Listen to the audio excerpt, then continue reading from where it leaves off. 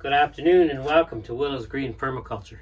Today I'd like to talk about seed starting, and precisely depending on what we're growing, the different vegetables or fruit or whatever that we're growing, herbs, the different size of cells or pots that we're using, whether we're using them indoors in the greenhouse or outdoors, and the different plants we're using them, we make different choices, as well as the different trays that we're going to be using.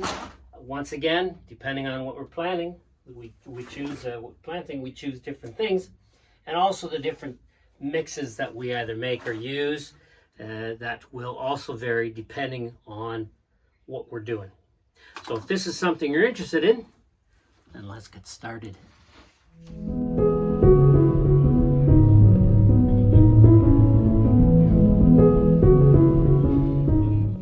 So let's start with our cells and our pots first. Basically for indoors, and even for inside this greenhouse, because it's a nice sized greenhouse for us, but obviously greenhouses can be anywhere from twice this size or 50 times this size. For us, this is just the right size, but it's still small, so we still have to think about space. And indoors, obviously, we also have to think about space, because space in front of windows and so on is limited. We do have grow lights, but not a whole lot of them. Several subscribers have talked about using shop lights instead of grow lights for indoor plants. And they cost a lot less than grow lights, and so it's a lot more affordable, which means if you've got space indoors and you've got those shop lights, then you can do a lot more indoors with that. And so space is important. Space considerations are important, and so we try and balance between size of cells and size of pots and the space that we have. So, for instance, the minimum size cells that we'll use are these ones, and we'll use these for herbs, any plants that start out small and that also grow really, really slowly at first, and that require heat, because if they require a heat mat, well, the heat's not going to be far from where the seeds are in one of these. And if they're real slow growers, that means they can stay inside these for a long time. So these are good for that. I used to start my tomatoes and my peppers in these, but they're too small for them, because at some point they get very big, and I don't want to have to transplant them before planting them outside. I want them to be ready in whatever I sow them in for when I harden them off and transplant them outside. So these are for smaller plants, things like for example, chamomile, marigolds, poppies, different things like that. Herbs especially are really useful, basil, etc. This is a good size to start them in. Next size up is this one, and this is what I start my peppers in, because the peppers I start in March indoors, so my space is limited, and so I need to start them in something still quite small, because I start about 140, 150 of them.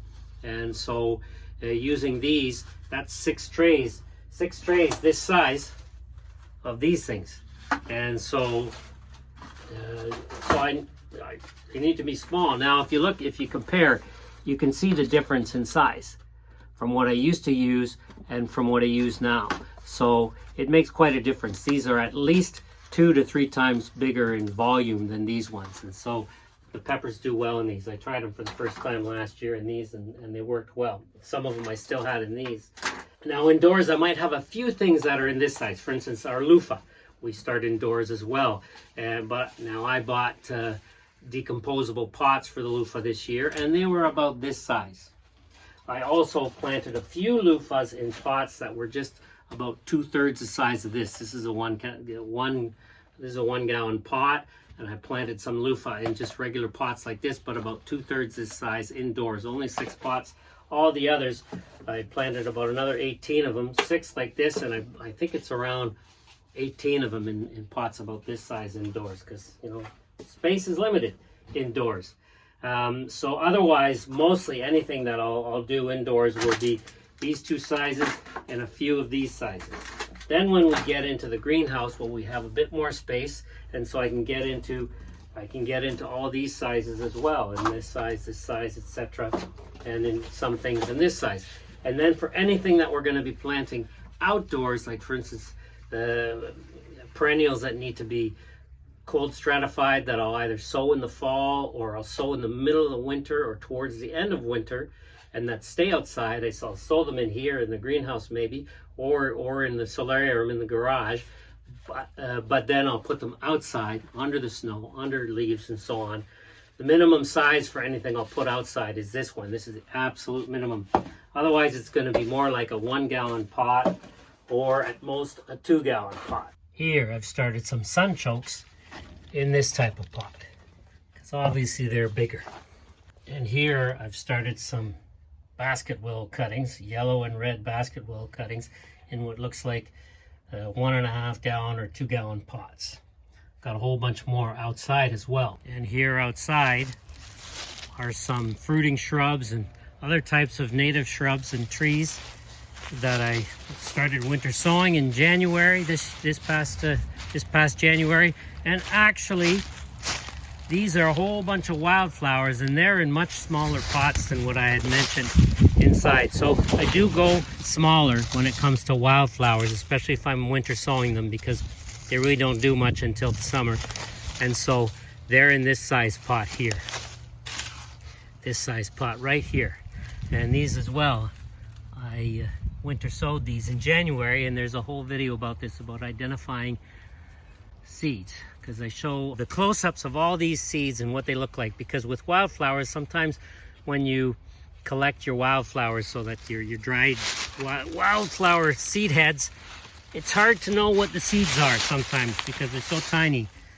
And so you can use that video to learn how to identify different types of wildflower seeds. Here's some more basket willow cuttings, along with a few other things. And 1 gallon, these and some walking onions in here in 1-gallon pots. Now the other thing is, especially for indoors, when we're talking about we want to make sure we're not making messes, and so it's important that first of all that we use trays that can allow the plants to drain when you water them. So obviously they're going to drain out of the pots. You want to make sure you have pot drainage holes, but it's also important to have trays that can drain. And so these ones are trays that can drain, that you can hold all your pots in.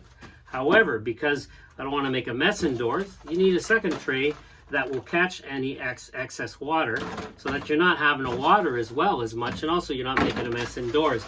And so I'll use these here in the greenhouse and indoors, so they catch the water, any excess water that I'll water with. Now you can't use something like this outside, because it's going to catch all the rainwater. It's going to fill with rainwater, and then it's going to drown your plants. So you absolutely do not want a tray that's going to catch all your water. But if you don't have enough of them, like sometimes when I don't have enough, I'll take some of these trays. Let's say if I have extra ones, and maybe old ones that are cracked or whatever, or that have a little hole in them that are no good for using inside anymore, well, I'll just put a couple of extra holes in them so that the water can drain out of them, and then I can use them outside. Because, for example, these ones here, most of my different types of pots have trays. Like these ones have trays of 6. These ones also have trays of 6 that I can use. Anything bigger than a gallon though I don't have any trays for that. And these ones here, these ones and these ones, the trays of 6, they don't have anything like this for them. However, they're so deep that you don't really need to catch the water with those. However, what I will use sometimes is a very large plate, like the lid of a bin or something like that, to use under the trays of things this size. And then of course all my other types of pots, obviously they all have their corresponding trays. And so it's really good, because so that you can carry more than one at once and so on, and that they fit nice and snugly in there. The square ones as well, they have their trays. This one's a bit bigger, doesn't fit in here, but I got another one for these ones. And then, for example, for this type here, I don't have any trays for it. However, I will use one of these outdoor trays, and first I will fill one of these with them. So it's going to look like this when it's done. And then when I plant stuff in it and I bring it indoors, then I'll put it in one of these like this, so that I'm not making a drainage mess indoors. And also, all of these things, for example, like I said, here's an example of one of these. It's gonna be in one of these to drainage indoors. But then when it's time to harden the plants off that are in here, when I want to put it outside, then I'm not going to use this. However, I still will want to, because these things can be flimsy sometimes, I like to give them added support. And so I'll put these underneath them for when I harden them off outside. And that way it's just a lot of a much firmer hold, so that when I carry them, especially when you got big plants growing, this isn't strong enough. Not really. It can break. I mean, because I reuse these again and again and again and again and again, and so they get cracks in them and all the rest of it. So this makes them a bit stronger for outdoors, and you're not going to have any problems with your plants drowning. And one last tray I'd like to show you is what I use for lettuce. These are what I like to use for lettuce, and lettuce doesn't need a whole lot of space for its roots. Its roots aren't huge when it's just a small plant, and they seem to grow a lot faster than these. Lettuce like light, and I'm going to be talking to you about the plant needs for germination with respect to light and temperature and so on. And so the lettuce does really well in these, and actually it does really well here in the greenhouse in these. But once again, in this type of thing, I'm going to want to make sure that I put it somewhere so that the water can be caught underneath, especially because these particular ones that I got sort of recycled, they've got really big holes in the bottom. But they still seem to manage to hold on to the soil though, and so I put them in one of these. So there it is for the trays and so on. Now, I'd like to talk to you about soil mixes and what we use for each different, let's say, job that we're doing.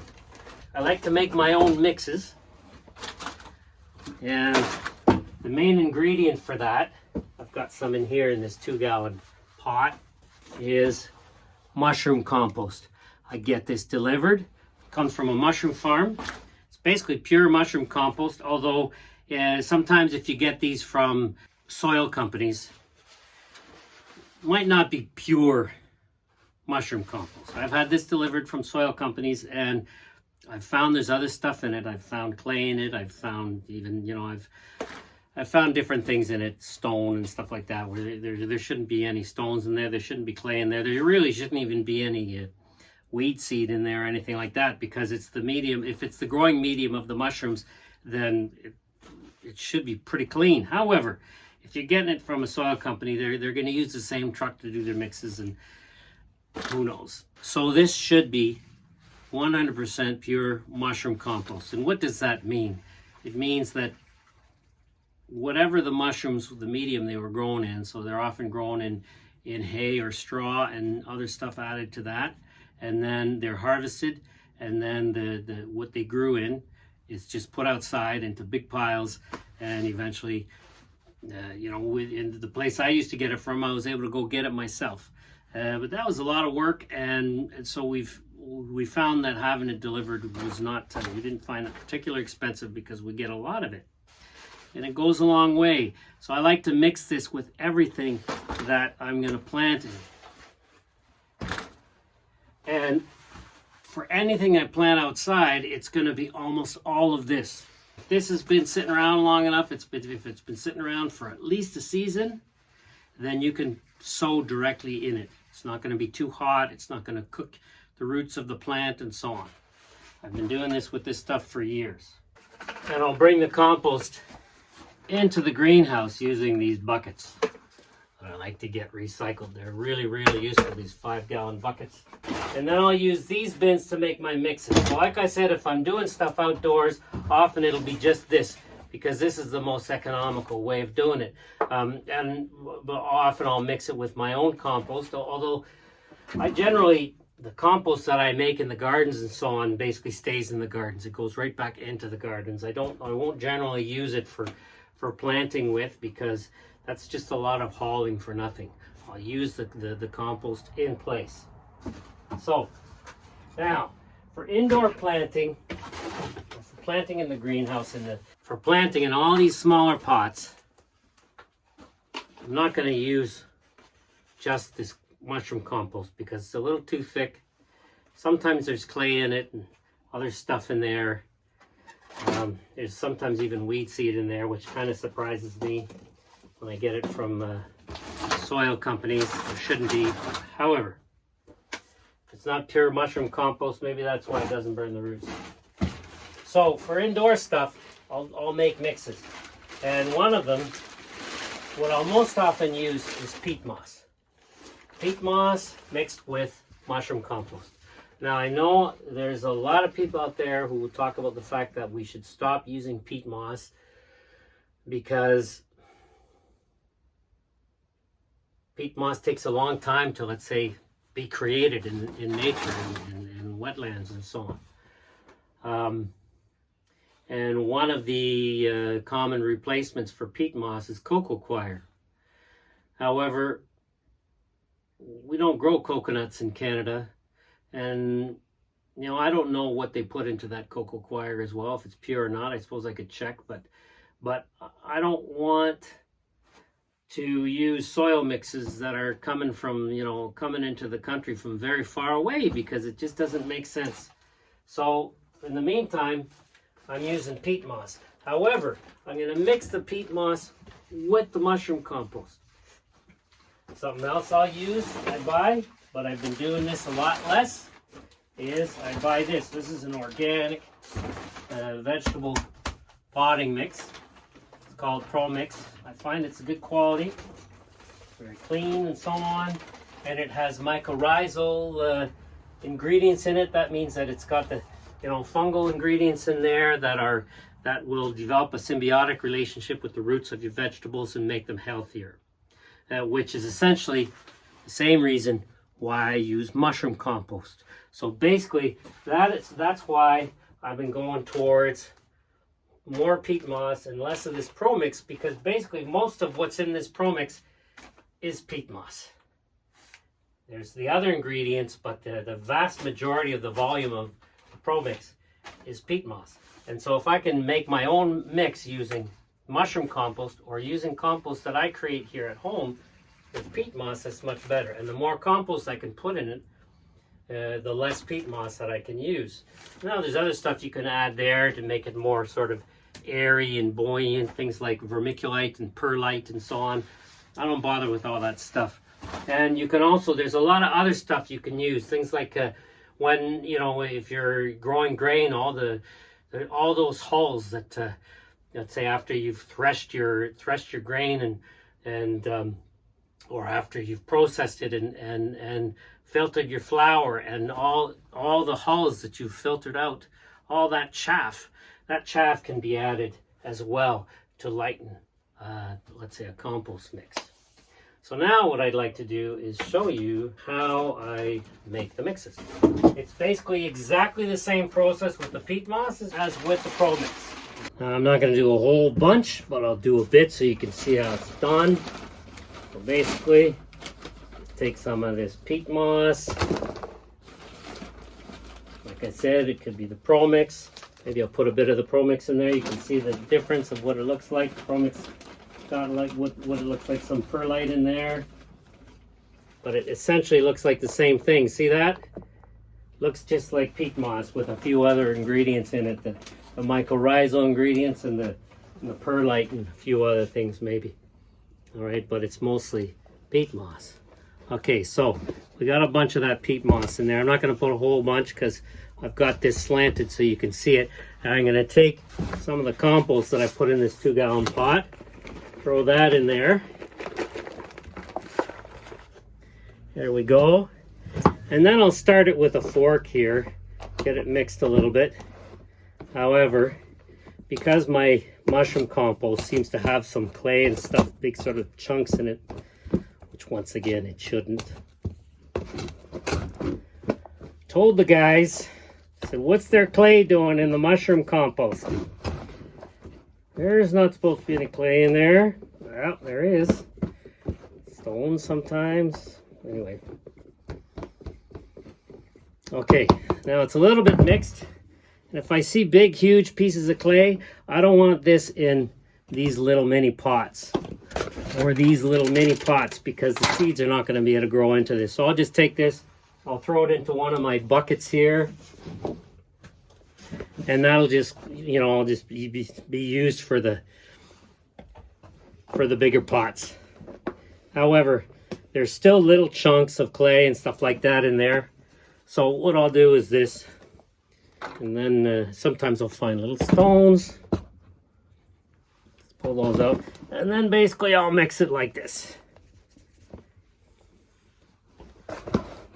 Just mix it around with my hands. And then what happens is the mushroom compost, because it's kept outside all through the winter, all through the fall, winter, spring, so it's always damp. And so the advantage of mixing this together is I don't have to water, I don't have to wet my soil mix before planting. I don't like working with a wet soil mix because I like to work with my bare hands, and a wet soil mix is cold, you know, because it's not that warm out here yet. And however, if I'm just using the pure peat moss or the pure pro mix, it's way too light, and I'd have to put water in there to get it nice and damp and so on, so that it's just not sort of flying all over the place when I'm planting it. The mushroom compost makes this something that's just, it has some consistency to it. I can't squeeze water out of it, but that's no big deal. I don't need it to be that wet yet. Whereas this is just like dust. It's dust. No matter, even if I try and compact it, it stays as dust. But all right, very dusty. And the seeds can float on top of that and all the rest of it. Like behaves almost like water, and it's, I think it's sometimes it's what you call hydrophobic, meaning it's like it's afraid of water. I think that's the right word, and it just means that it doesn't mix well with water. It takes a while to get it to mix. You have to really mix it. Anyway, there we go. And so now with this mixture of, I put a bit of Pro Mix in there, but I didn't have to. With this mixture of the peat moss and the mushroom compost, I've created something very similar to the Pro Mix, and probably a lot better, because there's a lot of mushroom compost in here. And now I'm ready to do some planting. So here it is. It's a nice consistency. It's got a nice little weight to it. Much weightier than the peat moss. Much weightier than the Pro Mix. But of course much lighter than the mushroom compost, which, as you can see, I can squeeze water out of this maybe. Look at that. See that? It's got a lot of dampness in it because it's kept outside. Now there's one last thing I'd like to talk to you about, and that is the requirements of the seeds for germination, because different seeds have different requirements. But there's some generalities that you can apply without knowing the specifics of every single plant, because obviously there are hundreds and hundreds, and if not thousands of plants that you can plant from seed, that you can sow from seed. And so it's kind of hard to know the requirements of every single one. However, depending on what the seeds look like and what the plants are, if you know the plants and what type of environment they grow and that kind of thing, well, you can generally have a pretty good idea of what they're probably going to need. But one of the easiest ways of distinguishing some of the needs of those seeds is simply the seed size. Often, when you have tiny, tiny little seeds, those tiny little seeds, which are the types of seeds that will just fall onto the surface of the soil and then eventually at some point sprout, those are the types of seeds that most often require light in order to germinate. And so let me show you a few examples of that. You got the tiniest seeds, like these ones here. These are some poppy seeds that we grow. And look at how tiny those are. They're just tiny, tiny, tiny little seeds. And so, and then here's another example, very, very small seeds. These are lettuce, not as small as the poppy, but next size up. And then the next size up for as far as what I might call a medium to small seed, we got dill here. And dill is, I chose dill because it's an example of something that's like a lot of the different herbs. Although lots of herb seeds have even tinier like seeds. Like for instance, basil seed is almost as small as poppy seed. So all three of these, and lots of herbs anyway, with these tiny, tiny seeds, lettuce, poppies, dill, and others, they require light to germinate. So what does that mean? What it means is you're not supposed to bury them. You shouldn't bury them. You can put a tiny, tiny little layer. And so what I will do is mostly fill my cells with my mix, and then I'll just sprinkle the seeds on top. All right, so do this with some of the poppies here.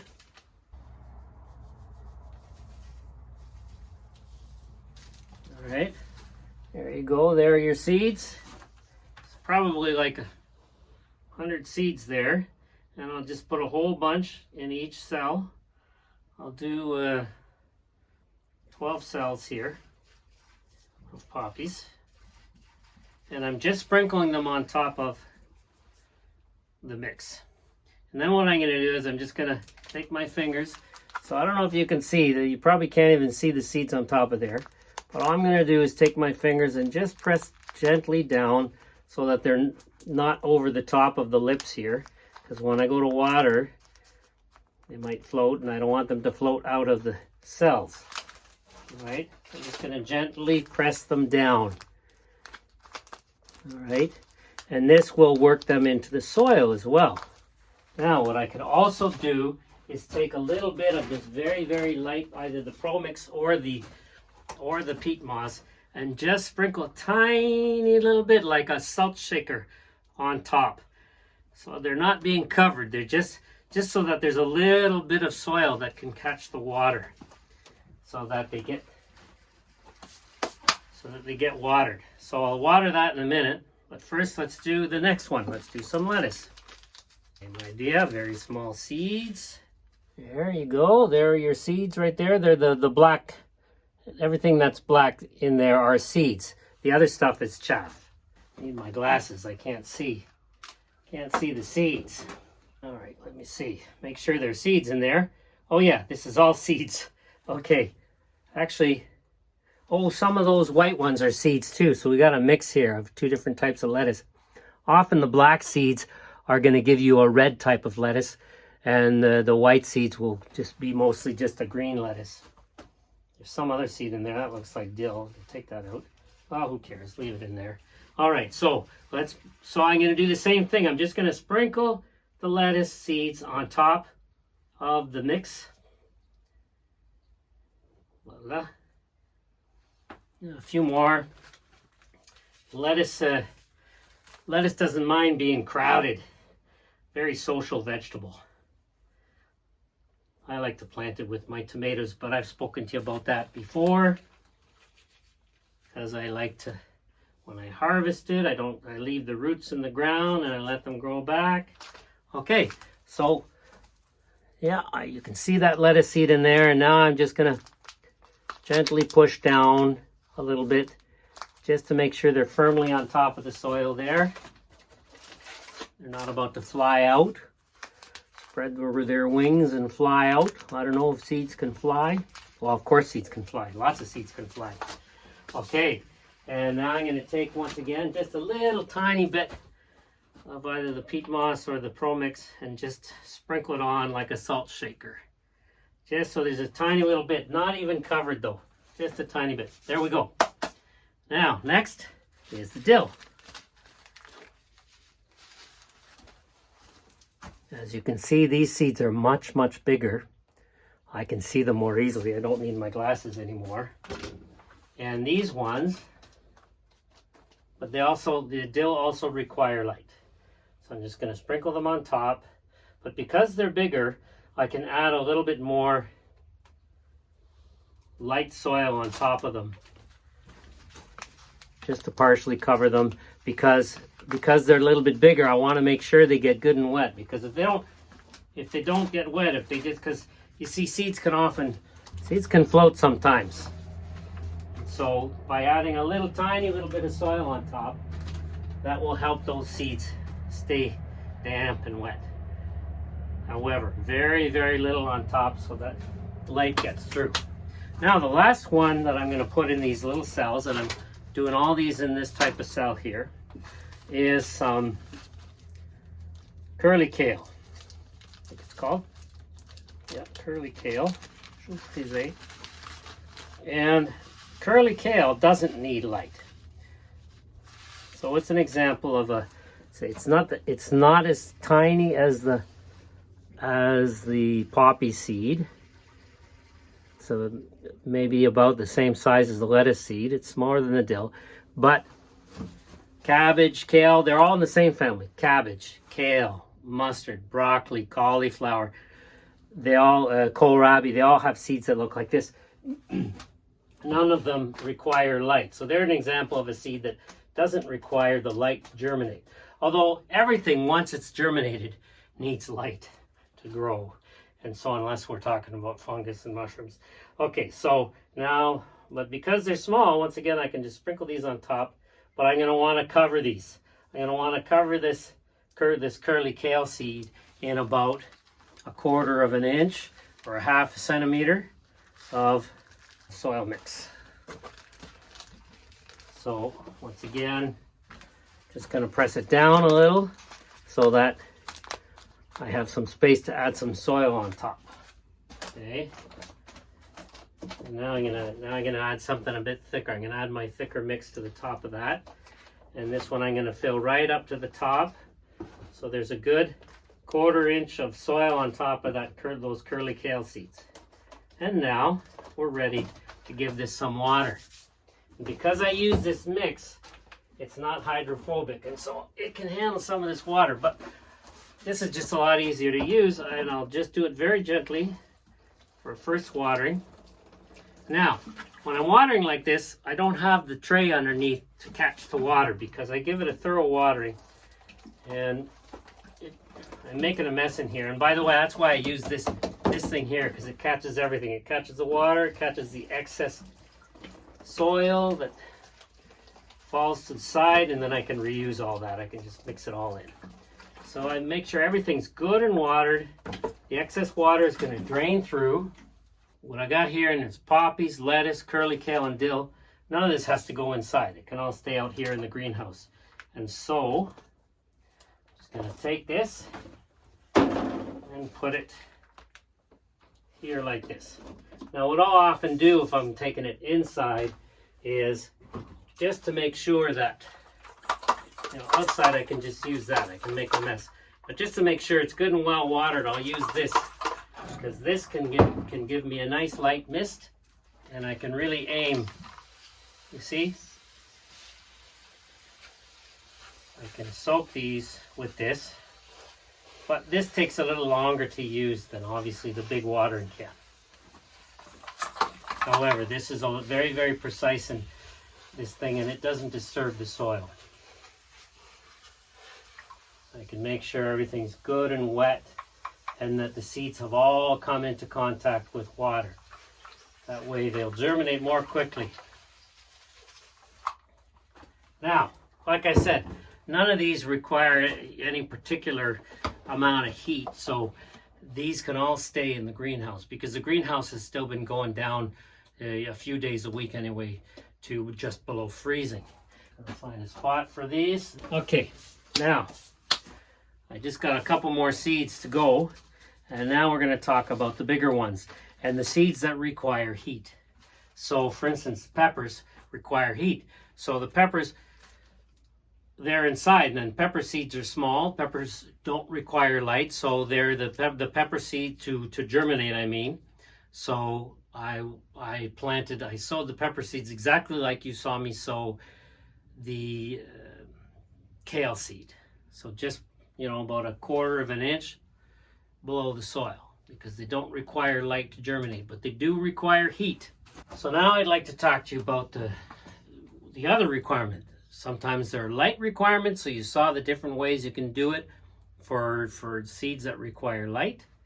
And there are also seeds that require heat. Some may require both light and heat. And so, for instance, the peppers that I've sowed, they're already indoors. They because they require heat, and my peppers and my loofahs.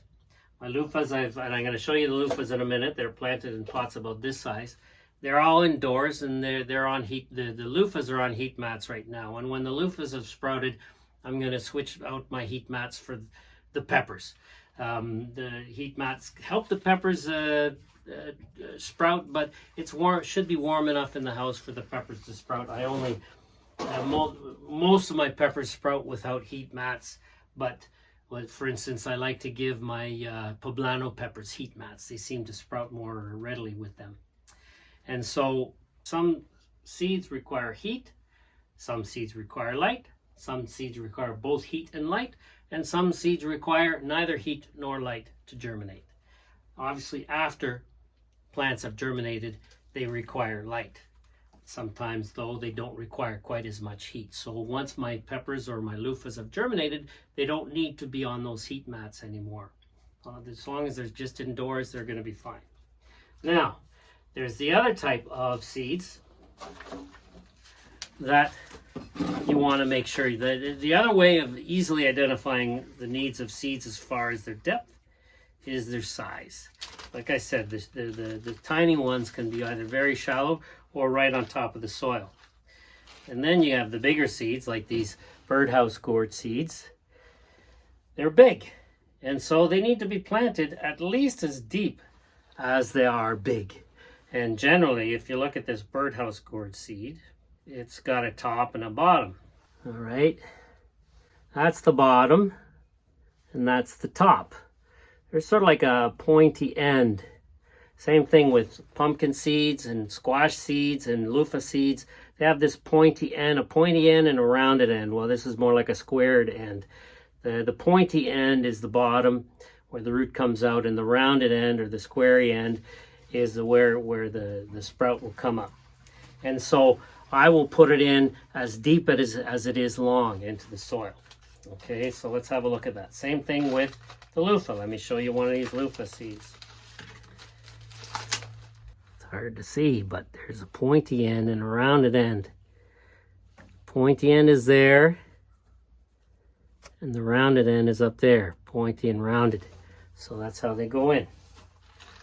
All right, so now I've already planted my loofah. I haven't planted the birdhouse gourd yet, but these are just going to be extras, and so I'll show you in this big. I'm just going to fill this right up to the top, and then I'm going to take birdhouse gourd, about 3 birdhouse gourd seeds out here, and I'm just going to put them in as deep as they are long. And so I'll just use my finger to just push them into the soil. See, about to my first knuckle, and that'll be deep enough. There it is, see? Just push it in there, and voila, there you go. I'm just going to put this pot into this yogurt container that can catch the water, and I'm just going to bring this inside and put it on a south-facing windowsill.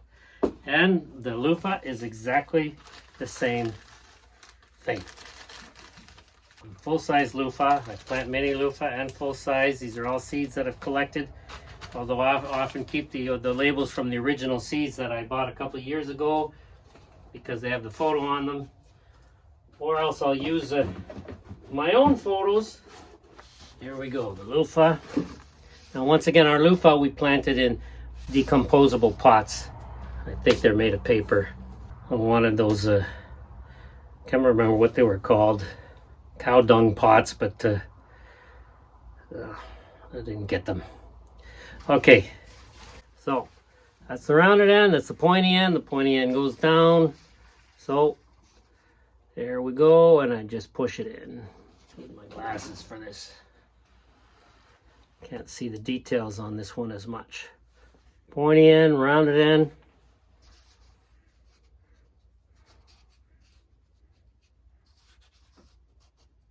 Just push it in there. There we go. Last one. And all done. And this is going on a window, south windowsill as well, indoors. Okay, that's it. So that was basically the germination needs of seeds. Whether they need light, whether they need to be covered in soil, whether they need heat or not, and the types of the size and so on. Obviously, bigger seeds, they need bigger pots too. Okay. So here's some kale I started a couple weeks ago, and some turnip a couple weeks ago in these types of cells. And then here's some lettuce I started about 2 weeks ago and in this type of tray. And here's some more that I started a few days ago. And then here's some more kale that I started a few days ago in this type of tray. So I like to vary and see how they do, but kale is a pretty strong plant. Here's some carrots I started in this type of cell. I like to do some of my carrots. Well, these are this is carrot seed I'm testing, but I'm going to transplant it. What I like about transplanting carrots is it's a lot easier to thin it out. And then here we have some cabbage in this type of cell. More lettuce. This time the lettuce is in these types of cells, and then a whole bunch of other stuff. There's one thing I forgot to mention, and that's sterile seed mixes or sterile soil mixes. I don't use sterile soil. I don't use sterile soil mixes. I don't sterilize my soil. I don't use what's called soilless mixtures. The reason why a lot of these are used, why people sterilize their soil and so on, is because to prevent disease, because their seeds might be vulnerable, their seedlings might be vulnerable to disease and so on. But the garden isn't sterile. We sow seeds in the garden all the time, and our seeds, which come from the garden, we don't baby them. When we collect our seeds, we don't wash them, we don't clean them, we just dry them. You know, for instance, pumpkin seeds, they're full of the juice from the pumpkin flesh. That just stays right on there, it just dries right up. And so our seeds aren't sterile. And, well, seeds, they're seeds, which means they're the basis of life. As far as I'm concerned, sterile and life are two kind of very different ideas. And so we have never used sterile soil. We have never used soilless seed mixes. And we've never had problem with damping off or any of those other diseases that can happen with people's seedlings. And I think it's more because of the fact that we are careful not to overwater our seeds. You know, you kind of got to let your mixture not completely dry out. If it hasn't sprouted yet, you want to make sure you keep it moist, not wet but moist. And but once it's sprouted, once they're growing, you do not want to keep it 100% all the time moist. You have to let that soil dry out a little so that the roots can develop. Otherwise, they're not going to develop. And otherwise, also, if you keep it wet all the time, then that's where you're going to have your problems. Why do you think it's called damping off? It's April 7th today, and we just got another snow last night. Some of our chapiche sprouting, our chamomile.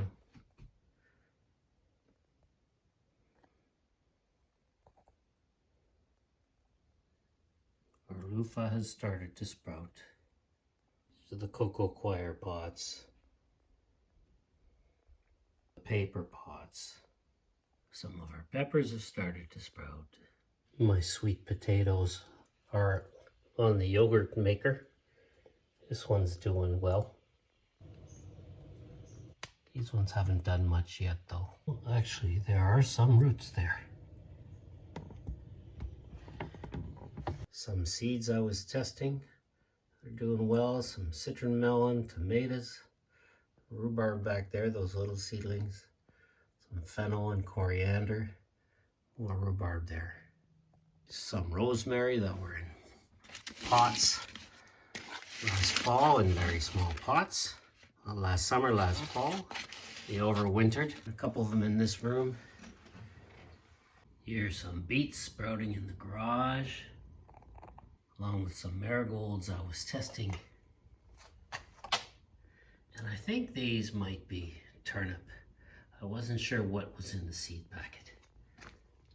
Some of our basket willow inside the garage are sprouting some leaves.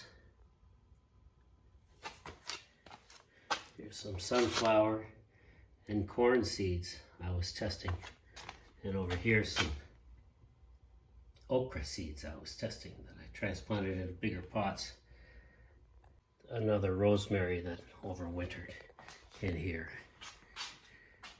in the garage. It's April 7th today out in the greenhouse, several days after I recorded this video. We got some lettuce here in these little cells. Got some turnip here and some curly kale. We got some purple Russian kale just getting started. Some more lettuce. The homegrown seed is doing better than some old seed packets. We got some more purple Russian kale on the left and just some regular kale on the right here. Some homegrown red carrot seed I'm testing that's doing well. Some more kale just getting started. Some plantain, Plantago major, getting started here, along with some wild bergamot also getting started.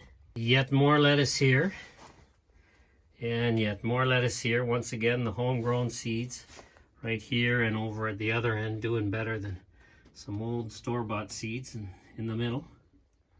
Testing some more homegrown carrots here. And some more, oh, here's some cabbage gotten started here. And some dill getting started. Because it's been going down below zero pretty well every night here in the greenhouse, the red and the yellow basket willow is a bit slower in here than compared to inside the garage in the solarium, but it's getting started too. Along with here a new type of kale that I bought a little seed packet from La Société des Plantes, Lacinato kale. And I was visiting my sister over the Easter weekend in Brantford, Ontario. And I was out for a walk with Magali and we found a little ball of sycamore seeds lying on the ground. So I picked them up and a few of them I figured, well, they were lying on the ground so they must have already been cold stratified. And so, but I soaked these for a couple nights. Now I'm going to plant them. And I've got the rest sitting in the fridge, which they're going to sit in the fridge maybe for another month, and I'm going to plant them probably at the end of April, beginning of May. I'm going to test these ones now. They're kind of all mixed up with some tissue paper here, so there we go. I'm going to plant them in here and put them outside.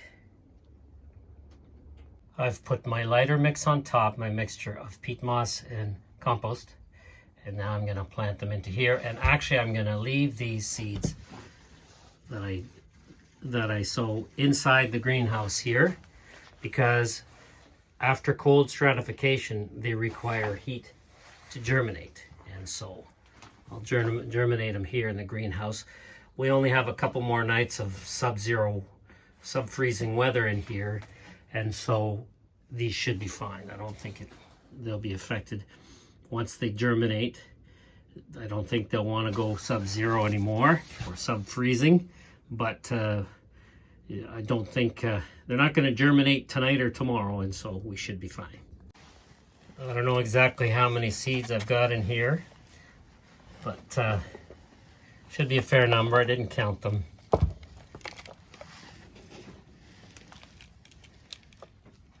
See how they do. If there are many, many, many that germinate, well, maybe I'll just divide them up into more pots. There we go.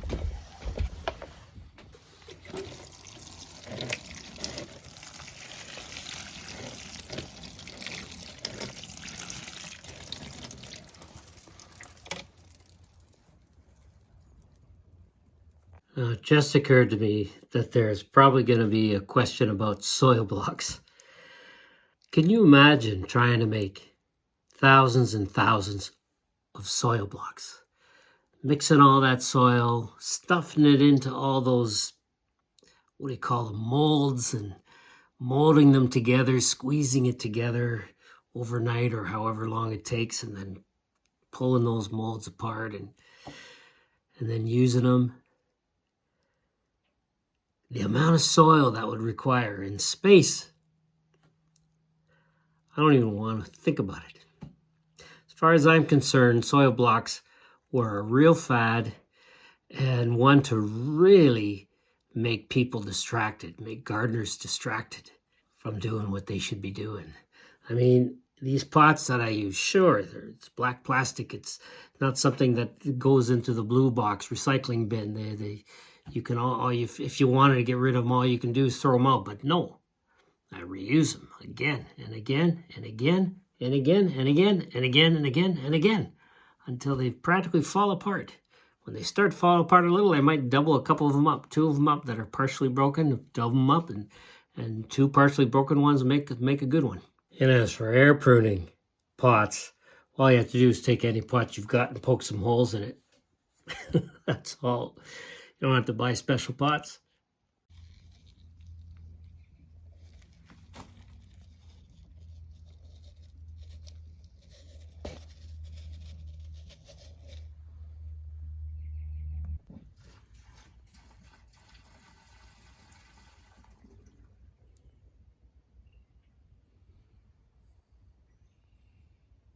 I hope you liked the video. Hope you found it useful and you learned something from it. If you liked it, then please give it the thumbs up and share it with your friends. And if you have a question or comment, don't hesitate to put it in there. As you know, I answer all of your questions and respond to all of your comments. And if you need any of the seeds that we grow, well, we've got our seed catalog. That's one way that you can support our channel, support what we do here at Willow's Green Permaculture. You can buy some of our seeds. And if you're more local, well, we're going to be having native plants and wildflowers and fruiting shrubs and so on that are going to be available for people who can come and pick them up. That's not the type of thing that we're quite ready to be delivering and that kind of thing. Maybe at some point in the future we'll deliver bare-rooted trees and that kind of thing, but that's not something we're doing right now. Thank you very much for watching. Have a wonderful week, and we will see you next time.